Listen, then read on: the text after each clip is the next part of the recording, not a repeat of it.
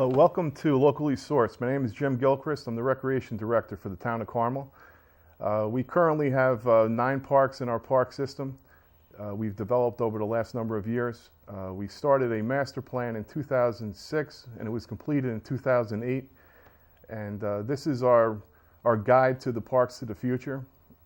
So if we could bring up the slideshow of some of the parks that we'll be developing over the next couple of years.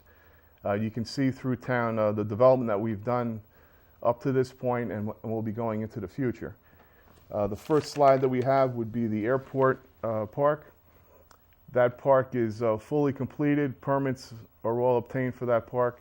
We're currently working on a grant through the New York State Senator's office to help fund this project, along with using some parkland trust funds and some other monies in town. The next park that we have that has been developed would be Meadows Park. This was a plan that we put together back in 2008. The park was basically completed by MSA. They helped fund the entire park project. We have everything there with soccer field, basketball courts, parking lot. The O'Toole family donated a playground down at that park. There are some other amenities that we'll be adding in the future. You can see on the master plan we have a picnic shelter and also a picnic area in that park that we'll be developing at some point. The next slide that we have would be our family park. This would be Sycamore Park. This park is probably the oldest park in our park system, and we'll be transitioning from old existing buildings to a new community center and some improvements over the next couple of years, hopefully. We've built a new parking lot in there with funding that we received through New York State DEP, and we're currently working on getting plans approved for a community center within this park. So if you look at that, it's a total redo. That's the outside of the community center, and there's also a picture of the inside of the proposed community center. The next slide that we have should be the Jim McDonough Park. This currently has a skate park, 3 soccer fields, and 2 baseball fields. The plan, this is in our long-term plan, is to convert all of the soccer fields over to baseball fields. So we would have 3 5 baseball fields, and the skate park would stay within that facility, and additional parking for the extra fields that are up there. This would be the last park that we'll be developing in our system. It would follow the airport park. And the last slide that we have would be Carmel Park. This plan was designed and also developed through our master plan. And it was built out. We started building the park in 2009, and we just finished earlier this year with a new building, dugouts, and we're finalizing a grant to have the parking lot paved. So this park will be completed probably the early part of next year. This service is the hamlet of our hamlet of Carmel. Along with me, I have Bob Buckley. He's the chairman of our recreation committee. He works with me on all the projects that we get forward, and we also work with the town board, and Bob will go through some of the groups that we work on with that. Thank you, Jim. As Jim said, I'm the chairman of the Parks and Recreation Committee. I'd be remiss if I didn't acknowledge the other volunteer members that are not with us today. There's Dave Farrell, who's the vice chairman, Buddy Decker, Joyce Bacone, Mike Berg, Ken Ferrand, and Neil Sullivan. Some of the groups in town that we work with are the Mayapack Sports Association, Carmel Sports Association, Carmel United Soccer, Carmel Rams Lacrosse, Mayapack Roller Hockey Association, Mayapack Gardens Club, and the Chamber of Commerce, along with the Rotary Club and the Mayapack Seniors Drop-In. I also want to acknowledge our liaisons from the town board. It's John Lupinacci and Susie McDonough. Yep. So why don't we talk about some of the parks that we have. We've got a slideshow on a variety of different parks that we have going in town. Most of the programs that we have are run by volunteers. So we rely on those for running our programs for the young children, our senior citizens programs, and a lot of our passive activities throughout the parks with the Garden Club and some other groups.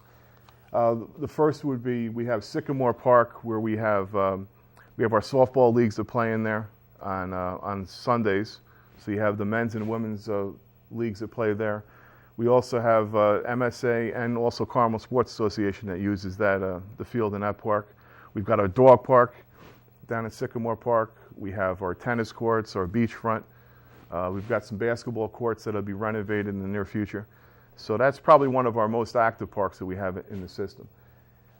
We also have our lakefront there that we started a kayaking program and a paddleboard program earlier this year. That's been outstanding down there. So our next park that we have in the system would be, I think it's Jim McDonough Park. As I talked about earlier, that's where our skate park is located there. We have some baseball fields and soccer fields there. Again, a very active park during the spring, summer, and fall. It pretty much closes down during the winter for the most part. Let me follow up on the Jimmy McDonough Park, if you don't mind. Sure. I think it's important. I know you touched base on it a little earlier, but long term, the goal is we have a master plan, and it is a little fluid, and we try to follow it to the letter of the law, but things do change along the way. But eventually, the Jimmy McDonough Park is going to be, as you know, it's going to be all baseball fields. Yep. There are soccer fields up there right now. There'll still be a skate park, but the transition period is to move all the soccer from the Jimmy McDonough Park over to the airport property, which I guess we can discuss when that's next up on the slide. But so we're going to have an exclusive baseball park, which I think is great. We redid a lot of fields. It's in great condition up there. Some of the one of the groups that I failed to recognize earlier, they do a tremendous job working with us, is the Eagle Scouts. Yeah. They do projects all over the town, and really have to acknowledge the Eagle Scouts, the Eagle Scout leadership, and how they volunteer. So I just wanted to make sure that we threw that out there. And this skateboard park, we just recently renovated it. We formed a skateboard park committee with Lenny Canora and his daughter Danielle. They oversee the committee, and they're doing a great job revitalizing that park. And right now, it's one of the busiest parks in town. Would you say so, Jim? Absolutely. Yep. Yeah, our two busiest parks we have would be the dog park and the skate park in the off seasons, when you don't have the athletic activities that are going on. The next park that we have is the Mahopac Chamber Park. This is a park that we have. It's in the middle of town. We currently just put a new playground in and fencing around that park. That was funded through the senator's office. Very, very active during the spring, summer, fall. We've actually extended it. We have a concert series we have in the summer that was extended into the fall. The Chamber of Commerce runs all of their activities down there. They do a variety of activities throughout the year. And it's just, with the new playground, the activity there has really blossomed. It's a real nice spot. It's right on the lake. And speaking of the lake, we just added another parcel, the school property. They have a lakefront property that we'll be adding to our park system. We'll be starting off in the spring with some smaller programs. There'll be program activities. This won't be open to the public, where the gates will be open. There will be an instructor unlock the facility, go out and do a boating or swimming activity, and then close it down. But we're slowly going to be working into that. That was negotiated with a contract that we have with the Mahopac School District. Yeah, and if you don't mind, I'll follow up on that. We just negotiated a 5-year agreement with the Mahopac school system, and I think we negotiated a very good agreement with them. In fact, there's certain costs involved to utilizing the school fields, and they agreed to put that money into the field maintenance program, which is good. And I think we need to get back to that lake property. As Jim said, it's not open to the public. It's not open to the public where you could just go on as a public. You have to sign up in a program to the Parks and Recreation program, and it'll be access to the park will be through the Parks and Recreation. Yep. And I think I know Nina Kalmeyer is working on some programs right now along with you, and hopefully we get some programs going over there, whether it be rowboating, kayaking, some type of sailing. You know, that's in the works right now. We just negotiated the access to that property, which is basically right behind where the Mahopac roller rink is. If you go directly back towards the lake, the property is right there. It's a small parcel. Yep. The next park we'll be talking about will be Red Mills Park, another passive park that we have in our system that was built, I think, around 1999 to 2000 with a bunch of volunteers in town. That park, we have storyboards throughout the whole park. It talks about the mills and stuff that were down in that end of town years ago. And one of the activities that we have there is a 4th of July concert that's run with our historian group. We do have some weddings and some photo shots that are down there throughout the year. But other than that, it's a nice spot for people to just go and relax and enjoy a lunch if you want to stop in the parking lot and walk over to the gazebo. It's more of a passive type park, yeah. so to speak, as far as an activity park. A lot of people just go there, relax, sit down, and enjoy themselves, yep. and enjoy the beautiful sights there. Yep. And then if you continue with we have the Giri Rink that would be across from the Mahopac Fire Department. That is also part of that Mahopac School District agreement that we have. We have a Mahopac Roller Hockey League that's run by our department. We added the adult league about 2 years ago, yep. which was huge. We have a tremendous amount of people that play in both the youth and also the adult leagues. And we also have a box lacrosse that's run through MSA. Mm-hmm. They do that in the slower seasons when the roller hockey is not using it. And Carmel lacrosse, who's the Carmel Rams lacrosse, yes. also started doing some box lacrosse down there. So that facility gets well used throughout the year. It's a lit facility, so that's and we don't use it during the winter, but for the spring, summer, fall, it's a well-used facility. Yeah, I think it's starting to get more usage with the box lacrosse. Box lacrosse is becoming very popular. Lacrosse in our town has increased dramatically. In fact, when we get into the airport property, we'll talk about how some of the fields that were all going to be assigned to soccer, they're going to be multi-use fields to include lacrosse, because lacrosse is becoming a very popular sport in our town. And they approached us last year about box lacrosse in the roller rink. We didn't know much about it, did some research, found out that all across the United States, box lacrosse is becoming a very popular thing. So we've now included that into our programs, and it looks like it's going to be another successful recreation program for the department. Yep. And then the other park that we have in front of you now would be the Carmel Park. As we said earlier, this park is utilized by Carmel Sports Association. We have Carmel United Soccer and the also lacrosse group. And girls softball plays up there too. Yes, yep. Yeah, the Carmel Sports Association softball's up there. Right. So we have a playground, a pavilion, soccer field, and 2 baseball fields. And we also have some walking trails that go around that entire park. You've got beautiful access to a nice stream in the back of the park for fishing, if that's what people are interested in. And it's also right next to a neighborhood, so we do have people that walk down from an access trail right into that park. Yeah, if you don't mind for follow-up on that, I think I like to call the Carmel Park the central park of the town of Carmel. It's going to be complete shortly. We were able to accomplish much up there through obviously donations of the land by Paul Carmel and his family. A lot of state grants helped us get the dugouts through the senator's office. Senator Murphy recently helped us get some grants up there for the parking lot, which will actually finish the park. So we have the utility building, which has bathrooms and storage. You got dugouts on all the baseball fields. And I think to finalize the park now, we needed to get the gravel parking lot blacktopped. And I think we'll be there in the spring next year. And then it'll just be a matter of maintaining and taking care of the park, which Carmel Sports Association has volunteered to do all the gardening up there and take care of the flower beds. That park is going to be in really good shape. We had a area to the left that was supposed to be an open air area that people could just utilize. Turned out it's being used for soccer, lacrosse, and a number of things, including we have the basketball courts up there too. So it's a very, very nice park. If the residents of the town haven't taken the time to go look at it, they should take a ride up there. It's a beautiful park. Yep. Okay. The next park we have would be the airport park. Currently, right now, it's the old airstrip that we have. We maintain probably about a third of the park right now. The rest of the grass is grown, and the tree lines will have to be cut back when we do the full development of the park. It's a gravel drive that goes in off of Hill Street. So during the summer, it's obviously used by MSA with soccer, and other programs use it also.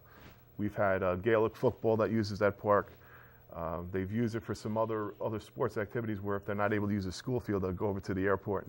And it's also used quite a bit for people walking dogs.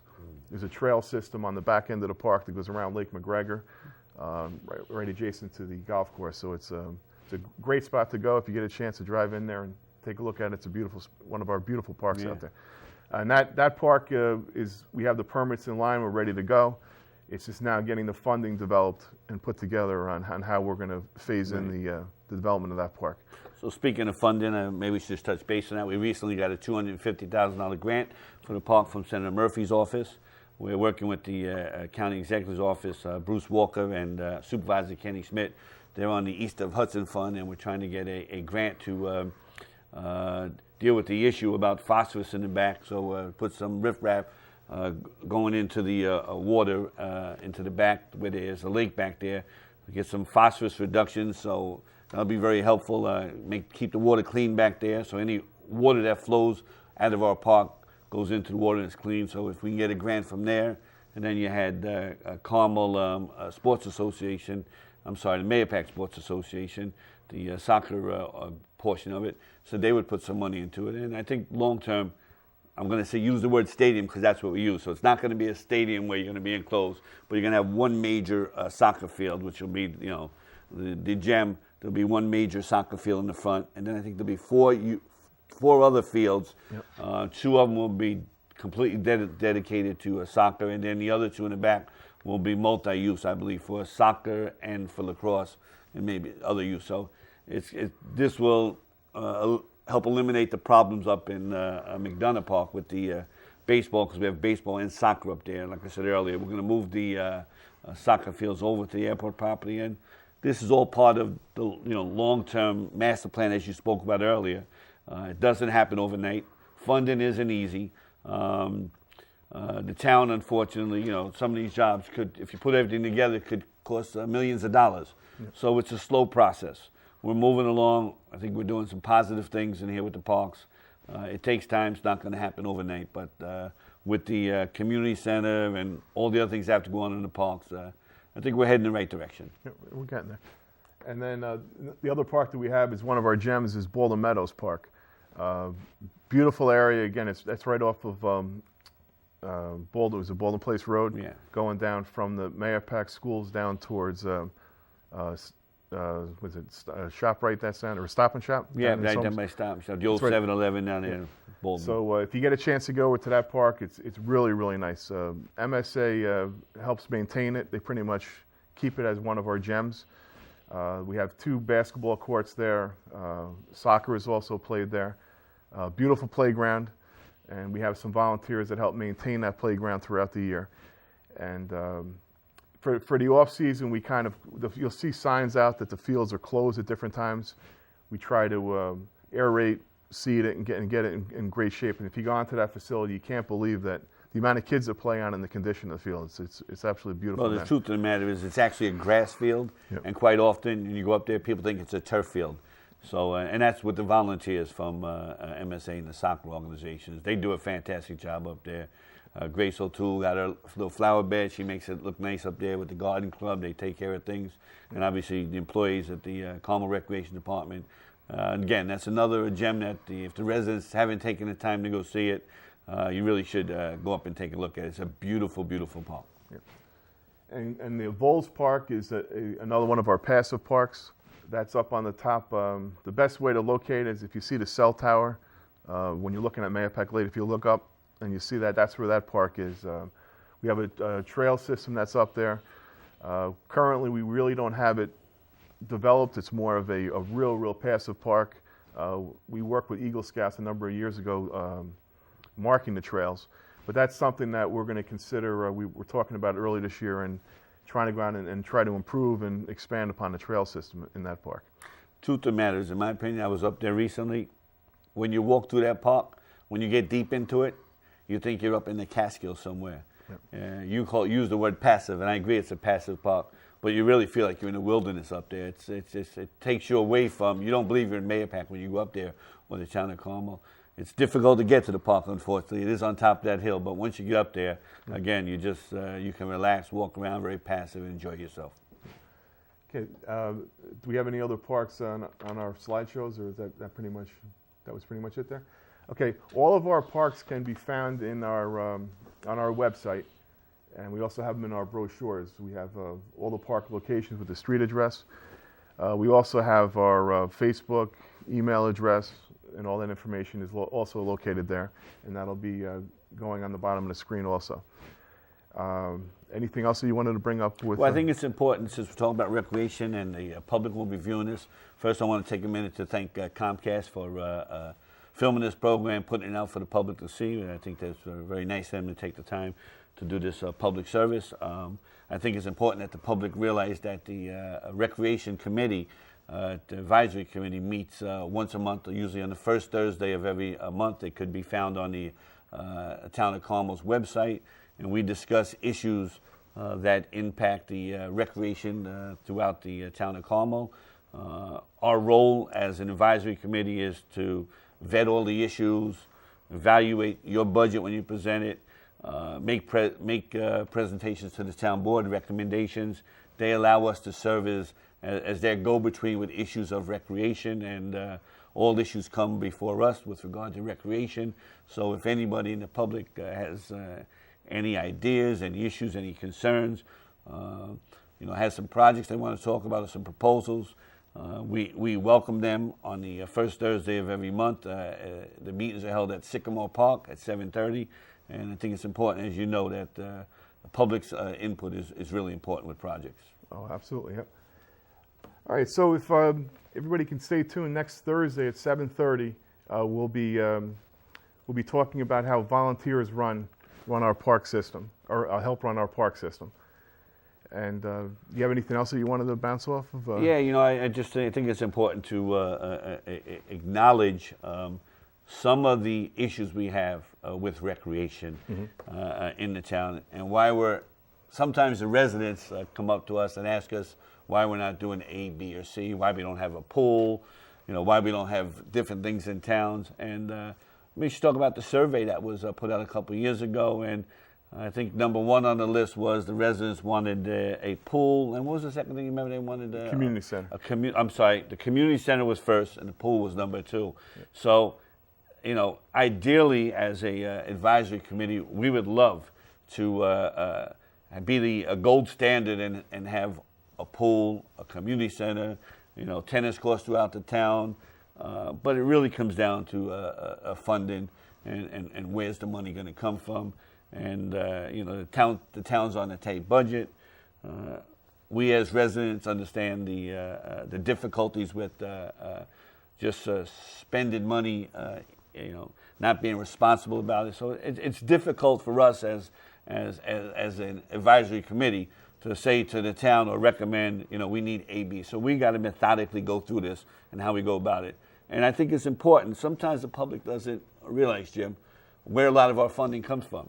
And I tell you who does know where the funding comes from: the developers in our town.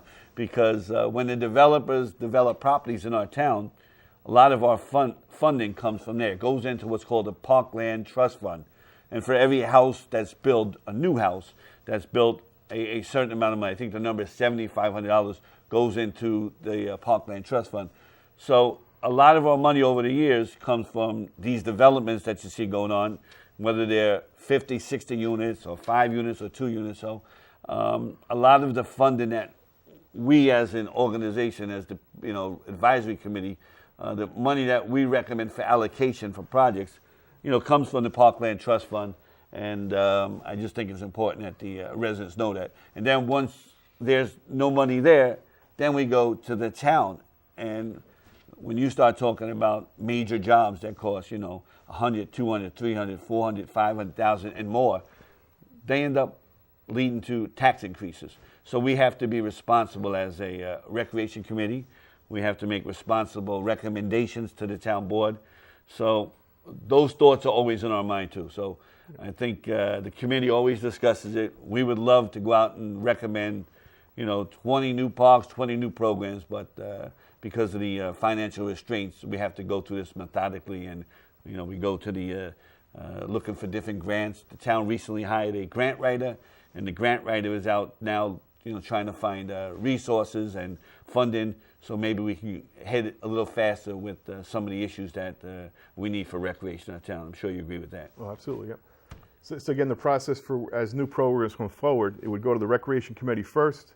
You guys would vet it out. This is done the first Thursday of every month. Right. We have 2 open meetings a year, and then after approved, it goes on to the town board. So that's the process. So if you want to, again, our meetings are at Sycamore Park, 7:30, the first Thursday of every month. So come by. We love. We always have open mic at the end of the meeting. So if you have any concerns or thoughts about any of our parks or programs, feel free to come to the meetings. Again, so we're going to be talking next week, next Thursday at 7:30, regarding how volunteers help run our programs. Our senior programs, skate park, and also the dog park. So have a nice evening, and stay tuned. Thanks.